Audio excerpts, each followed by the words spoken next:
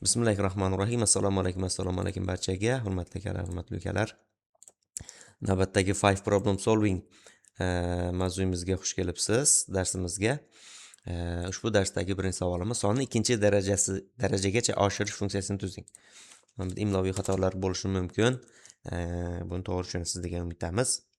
Endi funksiya tuzishimiz kerak ekan, demak def kvadrat degan funksiya tuzamiz. Bunga n ni beramiz, 2 ni qo'yib pastga tushamiz.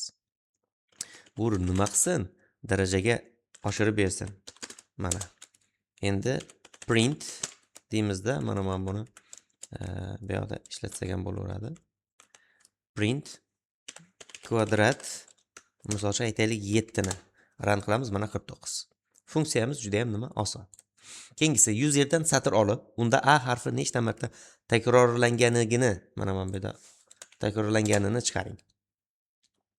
Demak, buning uchun bunday qilamiz. Text barobar input qavs ochamizda matnni kiriting deymiz. Mana. Matnni kiritishni so'raymiz va print qilamiz. A harfini necha marta takrorlangani bo'ladigan bo'lsa, text nuqta count a ni run qilamiz. Misol uchun mana enter bosadigan bo'lsam, tak argument one must be string not integer deyapti. Ha. Mana boshqatdan aniq ko'ramiz. Mana men bu yerga tak a emas, tekstni berishimiz kerak. Yo'q, tekst emas, chunki bizda a ni sanash kerak mana men bu yerda. Va a ni qo'shtirnoq ichida berishimiz kerak. Mana endi to'g'ri bo'ldi. Mana bunday qilamizda, enter bosamiz. Tak. Yana ozgina xatosi bor. Qanaqadir tak tekst matnni so'rab oldik biz. Input str qilib yuborsam ham bo'laveradi. Mana shu yerda str deb turib qavs ochib, eng oxirida bunaqa qilib yuborsam ham bo'laveradi. Mana ko'radigan bo'lsak, 5 ta a borligini nima qildi? Ko'rsatib bizga berdi. Demak, 1 dan 10 gacha sonlarning ko'paytmasini toping. Keyingi savolimiz shunaqa ekan. Buning uchun import math ni chaqirib olamiz modulni va print qavs ochamizda math nuqta prod range qavs ochib turib 1 dan 11 gacha run qilamiz mana. 1 dan 11 gacha bo'lgan sonlarning ko'paytmasi, demak, mana shu holatda bo'lar ekan. Ko'paytirilganimizda. 1 dan 20 gacha bo'lgan sonlarning orasida 3 ga bo'linadiganlarni toping. Demak, buning uchun sikl aylantirishimiz kerak. For i in range. For i in range deymiz. 1 dan 21 gacha.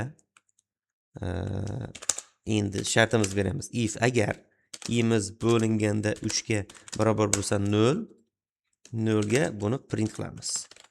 Juda ham oson mana. Run qilamiz, mana shular ekan. 1 dan 21 gacha, 20 gacha bo'lgan sonlar orasidan 3, 6, 9, 12, 15, 18 sonlari nima qilar ekan? 3 ga bo'linar ekan. Demak, keyingisi satrni teskari tartibda chiqaring while bilan.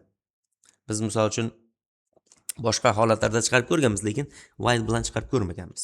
Mana shuni ko'ramiz. Text barobar aytaylik namunali oila degan so'z. Namunali oila. Mana buni pastga tushiramizda i barobar len nimani tekstni uzunligini olamiz. Bunga -1 while deymizda i katta yoki teng bo'lganda 0 dan pastga tushiramizda. Mana bu yerda -1 da bitta, mana bu yerda shartni bu yoqqa olib qo'yaylik. Pastga tushamizda while da print text deymizda, mana bu yerda indeksda i bo'lsin. Virgul qo'yamizda end barobar deymizda qo'shtirnoqni beramiz. Endi i deymizda minus barobar 1 deymiz. Run qiladigan bo'lsak, mana tekstimizni nima qildi? Teskari tartibda while bilan chiqarib berdi. Demak, ya'ni har bitta i ni, mana biz aytyapmiz, har bitta i ni toki tugagunicha nima qilgin? Ichidan aylangin siklni teskari tartib, mana minus holatda aylangin deyapmiz. Mana shu yerga plus qo'yib ko'ramiz, endi qarang. Mana plus qo'yib ko'ramiz. Bunda nima bo'ladi? String index out of range, ya'ni chiqib ketish holati nima qildi bizda kuzatildi. Har bitta holatni nima qilish kerak? Ko'rib olish kerak. Mana men bu yerga plus qo'yib, endi ko'ramiz qarang. Qanday bo'ldi? Out of range. Men bu yerga plus qo'yamiz. Qanday bo'ldi? Out of range. Buning uchun mana bu 0 kichik qo'yishimiz kerak anoda. Bu holatni ham nima qilishimiz kerak? Ko'rib o'rgansak bo'ladi. Demak, bugun ko'rmoqchi bo'lgan 5 ta kodimiz mana shunday iborat edi. Keyingi videolarda ko'rishguncha xayr, sog' bo'ling, salomat bo'ling.